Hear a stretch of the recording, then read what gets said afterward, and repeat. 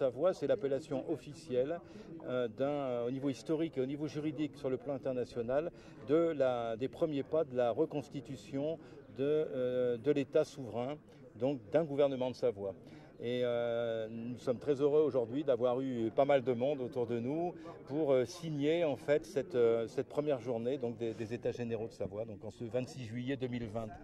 Donc on avait noté quelques petites choses, que c'était un engagement et une charte qui est ratifiée avec pour objectif d'être donnée aux instances internationales, étant donné que notre action n'est pas du tout une action de revendication, ni d'autonomie, ni d'indépendance, ni de quoi que ce soit. Il s'agit simplement d'affirmer haut et fort au niveau international que l'État de Savoie est un État souverain, d'où le nom souverain, et qui a pour objectif de dire à toute la population mondiale que la Savoie et Haute-Savoie réunis évidemment et Comté de Nice sont tous les trois un État qui a été annexé de façon totalement illégale par la France en 1860 et qui retrouve ses droits officiels en 1940 avec la chute du traité d'annexion, avec l'entrée en guerre de l'Italie pour la France.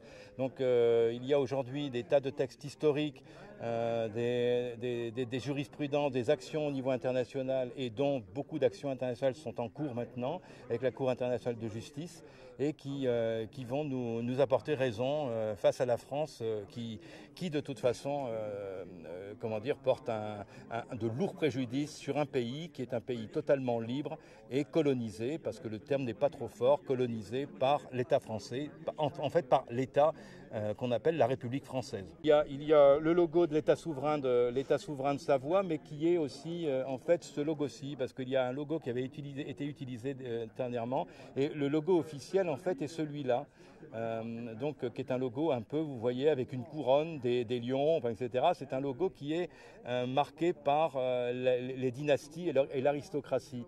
Et pour parler de cette aristocratie et en fait le duché de Savoie, parce que la Savoie est une partie du duché de Savoie, enfin appartient au duché de Savoie, je le dis pas très bien, mais il y a un spécialiste à côté de moi, qui est Serge Rousseau, qui lui va vous parler de l'acrocéréale et du rapport avec la dynastie du duché de Savoie de façon beaucoup plus professionnelle que moi. Une dernière précision, c'est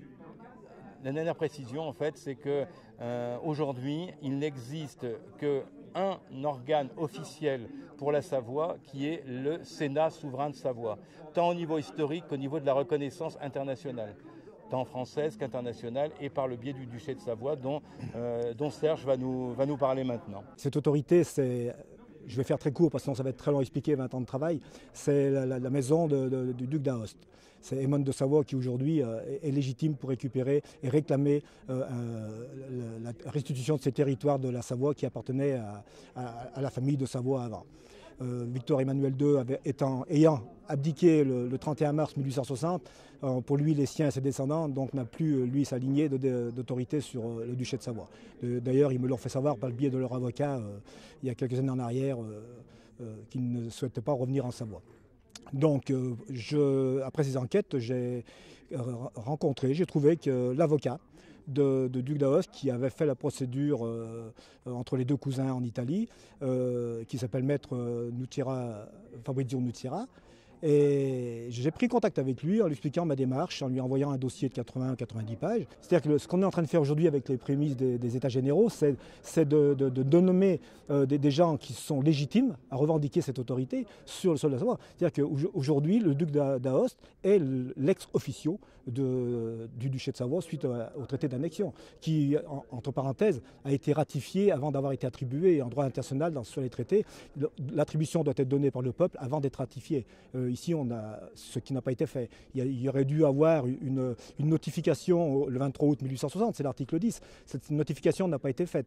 Donc les archives historiques du duché de Savoie n'ont jamais été transmises à la France. C'est la raison principale, si on étouffe tout le reste, si on oublie tout le reste qui arrive d'ailleurs jusqu'en 1947, c'est la raison principale pourquoi la France n'a jamais pu enregistrer la valeur du traité, comme quoi elle possédait les archives historiques, puisqu'elle ne les a jamais eues. Donc elle n'a jamais pu aller à l'ONU enregistrer un document qui n'existe pas, qu'elle n'avait pas, puisque la famille royale d'Italie à l'époque ne lui avait pas transmis. Emmanuel a abdiqué le 31 mars 1860.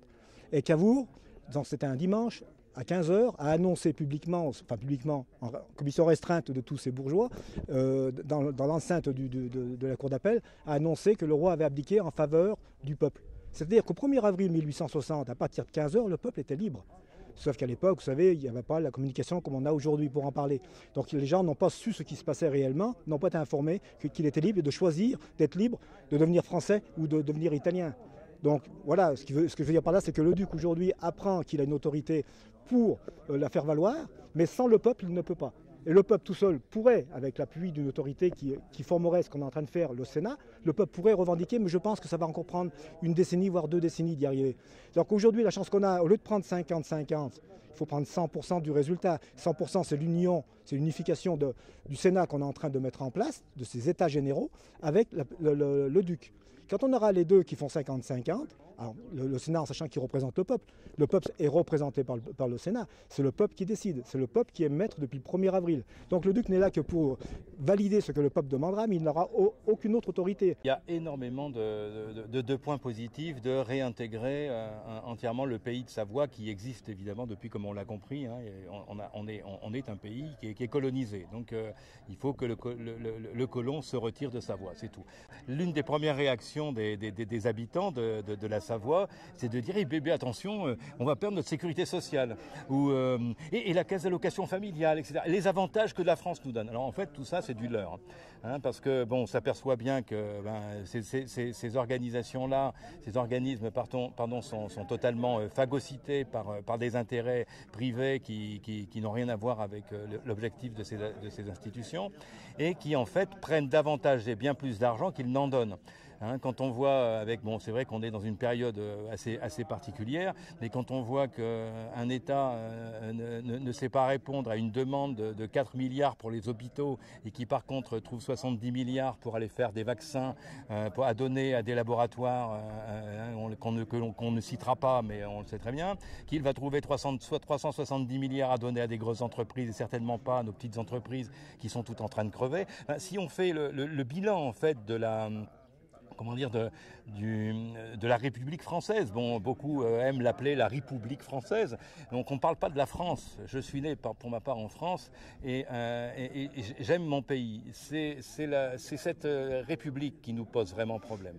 Mais sans parler de la République, revenons en Savoie. Qu'est-ce que ça peut nous apporter en Savoie ? Ben, écoutez, la Savoie, c'est toute une charrette de modifications qu'il va y avoir.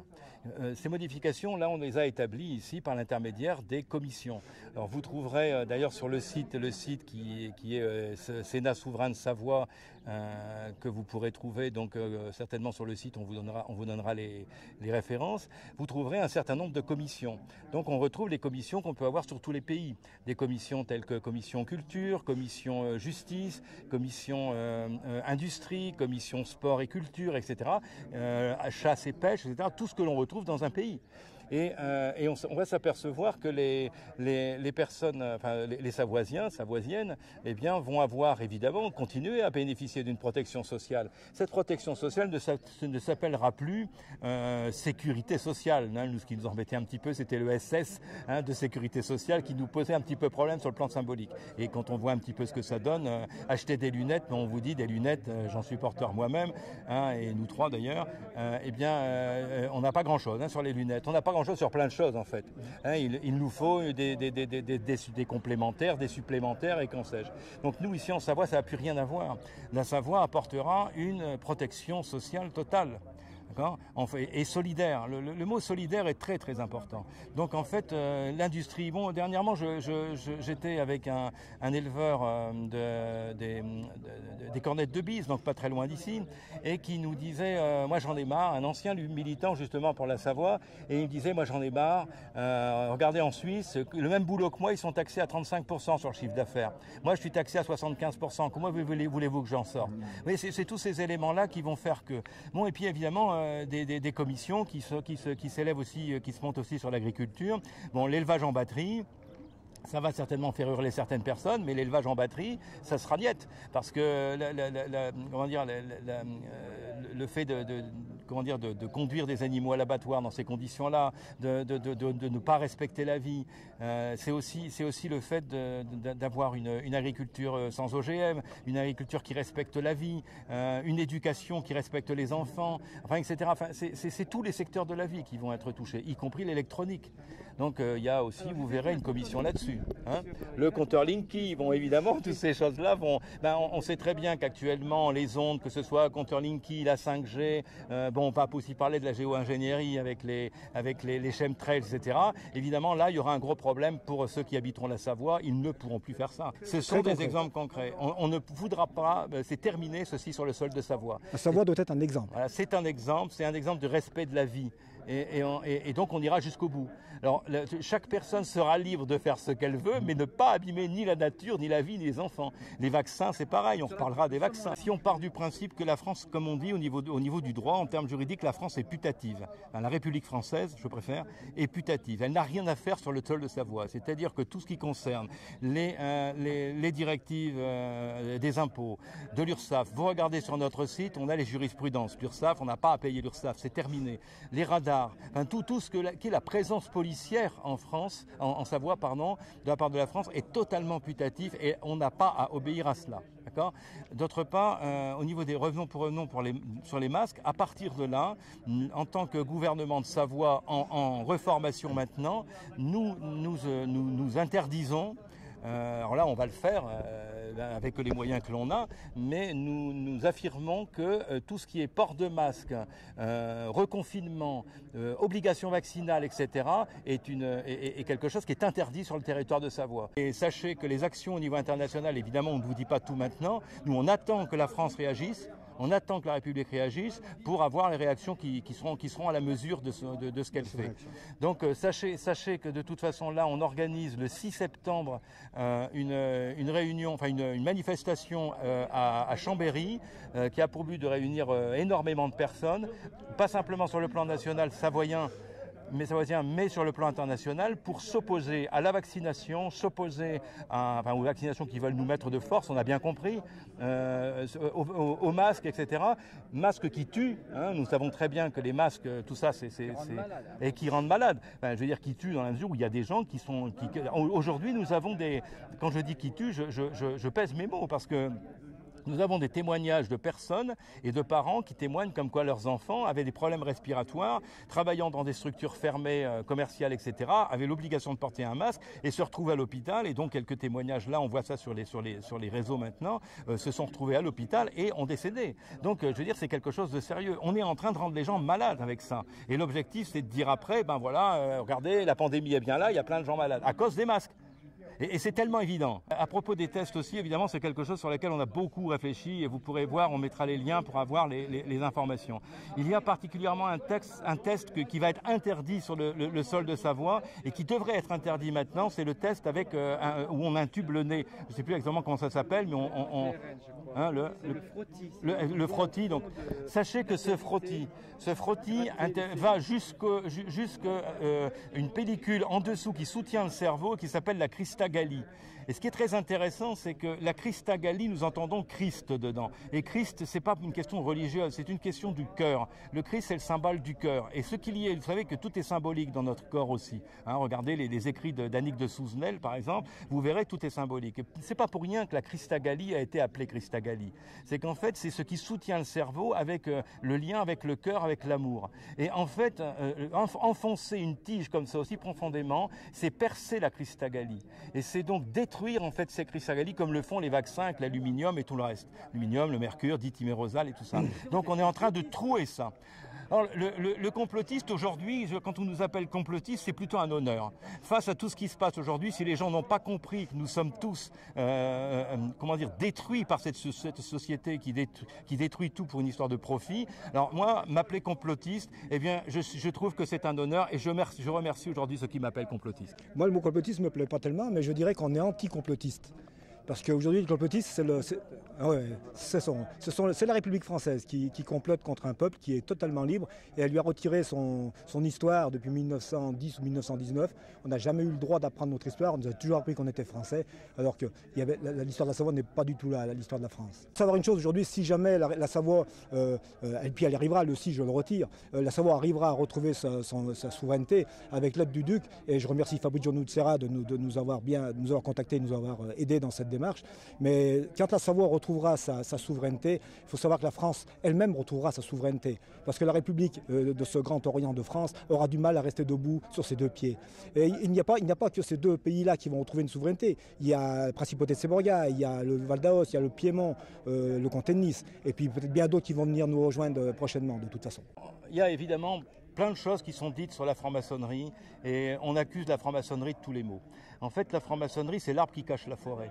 On peut parler de plein d'autres organisations telles que Bilderberg, Skull and Bones, Bohemians Club, les Jésuites, etc., etc. On pourrait citer plein d'organisations, ou Templières, etc. L'Opus Dei, ou l'Opus Dei. Enfin, je veux dire, il y en a une pléthore.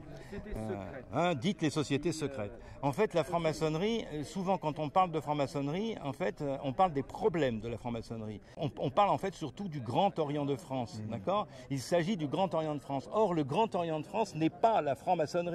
C'est une structure qui a usurpé sur bien des points la franc-maçonnerie en elle-même. C'est fondamentalement christique la maçonnerie, gnostique et christique. Et ça n'a rien à voir avec un mouvement politique. Or, le Grand Orient de France est un mouvement politique. Souvent d'ailleurs taxé plutôt à gauche, et on s'aperçoit d'ailleurs si on regarde un petit peu l'histoire de la République française, c'est un mouvement qui est plutôt axé à gauche. C'est de l'affairisme. En fait, le Grand Orient de France est très marqué dans la politique, particulièrement au niveau des députés, des ministères, du business, des forces de police, des syndicats. Des syndicats, évidemment de la justice. On sait très bien que pour avoir un poste de bâtonnier, pour avoir un poste de responsable au niveau juridique, etc. Si on ne passe pas par certaines loges affairistes, qu'on appelle des fraternelles, on n'a pas ces postes. Et ça, c'est quelque chose qui est absolument inadmissible par rapport à la maçonnerie. C'est quelque chose qui doit être totalement banni. Et je comprends pourquoi certaines personnes demandent que chaque franc-maçon dise s'il est franc-maçon ou pas.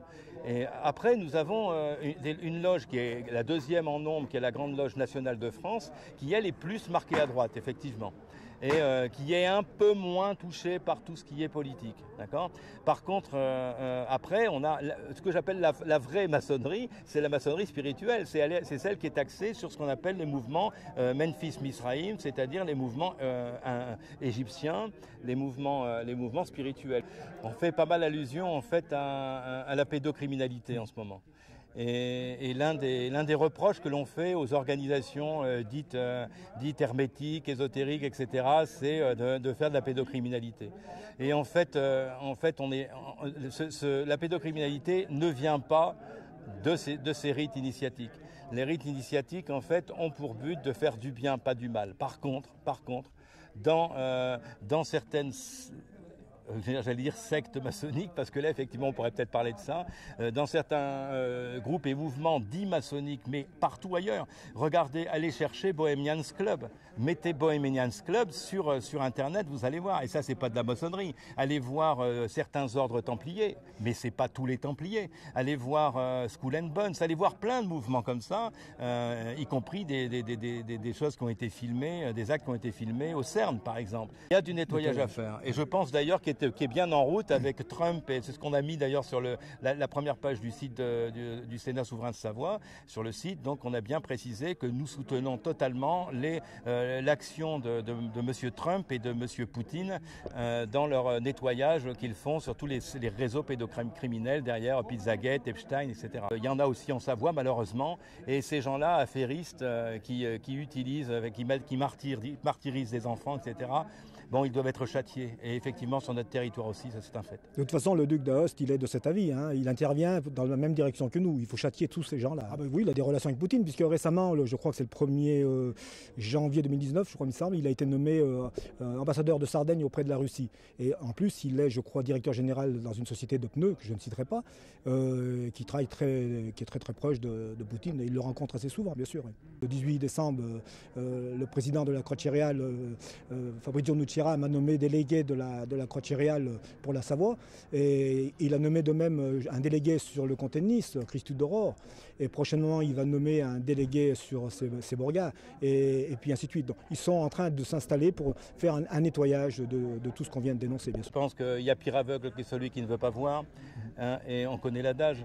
Il suffit de suivre, en fait, comme nous le faisons depuis des mois, tout ce qui est en train de se faire au niveau mondial. Il suffit de regarder, ne serait-ce qu'aujourd'hui, ce qui est en train de se passer dans la forêt noire en Allemagne, hein, où on a l'alliance de l'armée américaine, de l'armée russe et de l'armée allemande, enfin qui n'est pas l'armée, mais en tout cas là ce sera la police allemande, pour aller comme par hasard dans les fiefs des Rothschild, qui est la forêt appartenant entièrement aux Rothschild, dans la forêt noire, et avec comme par hasard des visites de tunnels, des visites de lieux, enfin je veux dire loin d'être fréquentables, où on sait très bien qu'il y a des massacres qui sont effectués. Et puis bon, je veux dire, je souhaite pas en fait parler de ça directement ici dans le cadre de cette manifestation d'aujourd'hui. Et des actions sont faites actuellement contre ce qu'on appelle les trolls, qui en fait nous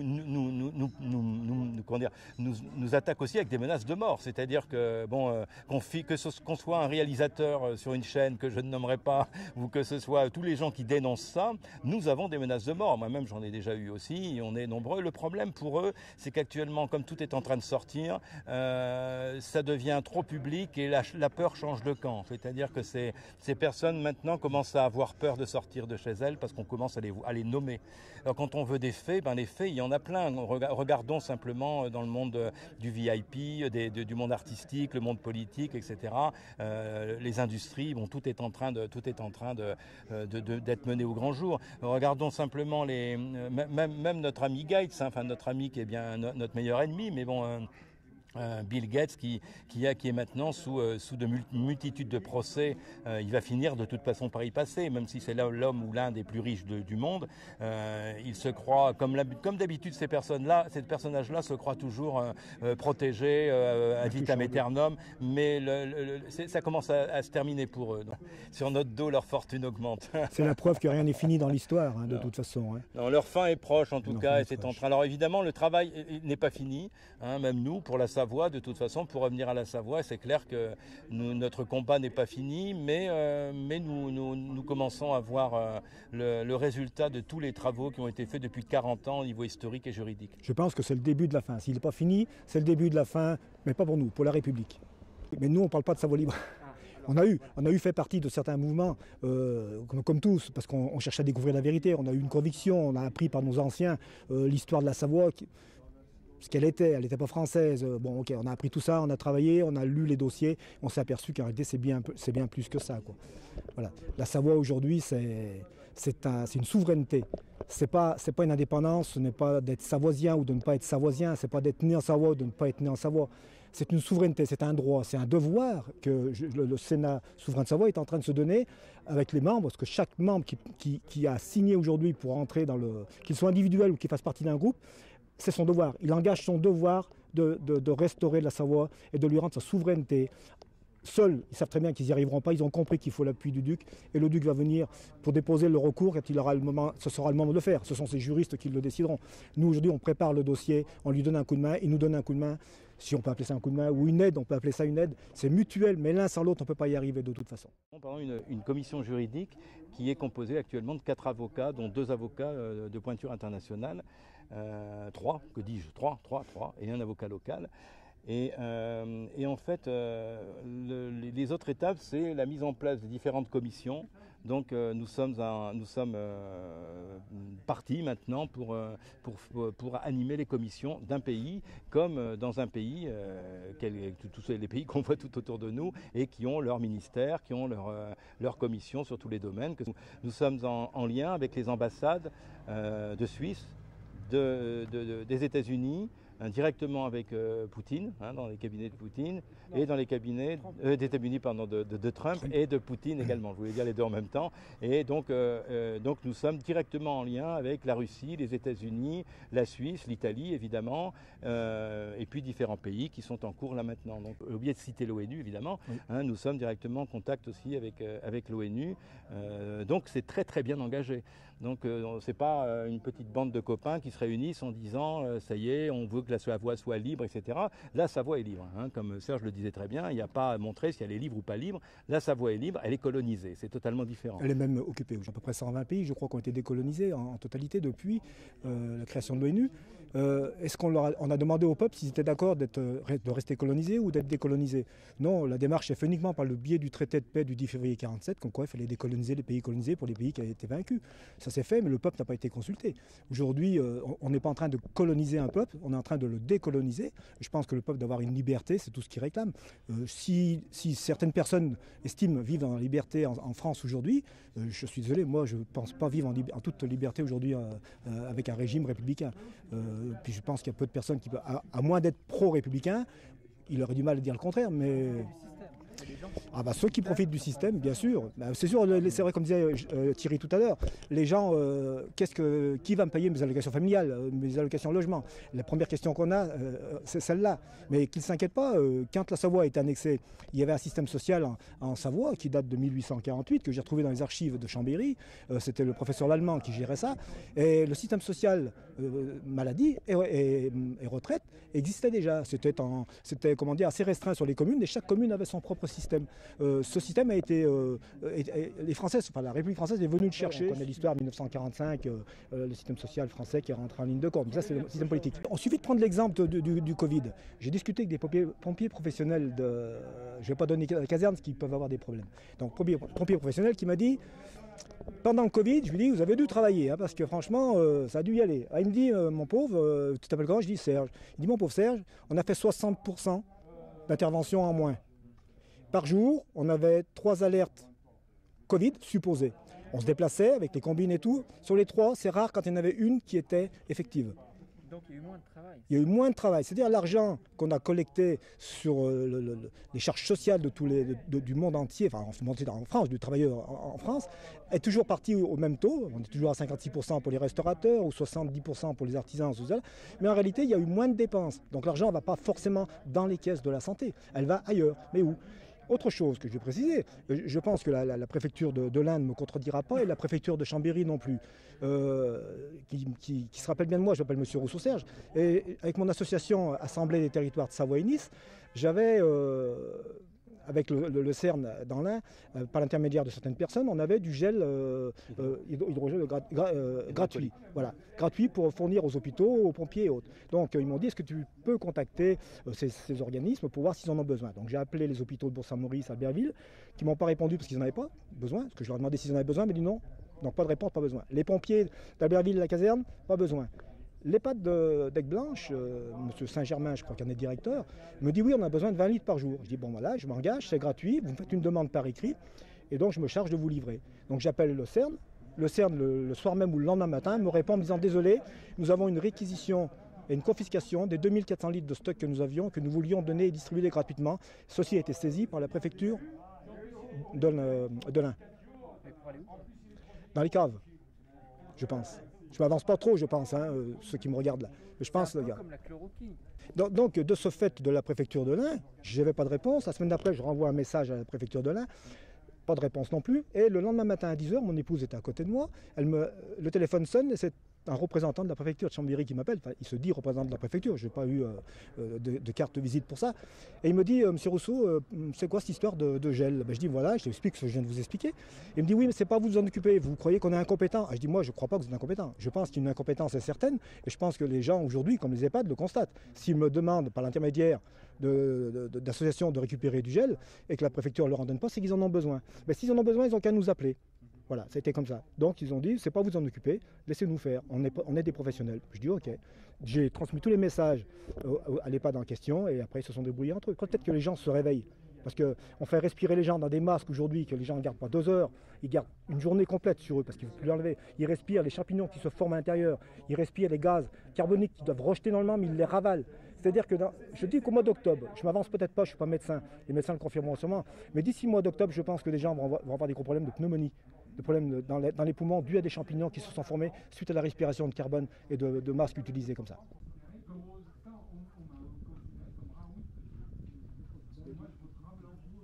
Le Linky est toujours dans l'actualité. Un truc très amusant, c'est que vendredi dernier, Enedis m'a fait parvenir un courrier. Voilà, nous allons passer et changer votre compteur Linky. Il se trouve que dans le Chablais, j'ai fait des réunions, j'ai alerté beaucoup de monde sur ce compteur qui est vraiment une sale bête qui est là pour nous espionner et nous envoyer des ondes. Donc tout ce que je dis à Enedis, c'est que le Sénat souverain de Savoie interdit la pose des compteurs Linky, surtout chez moi par exemple sur un support en bois. La loi interdit un Linky sur un support en bois. Et puis ils vont prendre toutes les mesures sanitaires pour l'installation. Il n'y a pas besoin. Premièrement, les compteurs qui sont en place fonctionnent très bien, ont une longévité de 3/4 de siècle, alors que celui-ci, une dizaine d'années seulement. Il est là pour nous espionner, il est là pour envoyer un maximum d'infos à des gens qui vont les revendre, il est là pour nous balancer des ondes, et leur programme Linky a pris du retard, et pendant le confinement, on n'a pas pu mettre les gens sous ondes parce que les compteurs n'étaient pas opérationnels. Tout ceci fait partie d'un programme d'esclavage de la population. Si on regarde de près le discours des représentants d'Enedis, ces représentants d'Enedis, j'ai eu l'occasion de les rencontrer, et eux, de leur côté, quelles preuves ont-ils? Aucune. Ils viennent nous dire, nous vous proposons un matériel qui sera mieux pour vous. Point. Mais nous attendons que Enedis vienne nous donner ses preuves, alors que nous pouvons prouver que le matériel en place fonctionne très bien, ne coûte pas cher à notre société, et que le Linky n'apportera absolument rien de plus à notre confort. Alors, il a l'air très fragile, il est tout en plastique, et il y a aussi, Oui. on va dire c'est encore une l'eau, mais on parle aussi de risque d'incendie.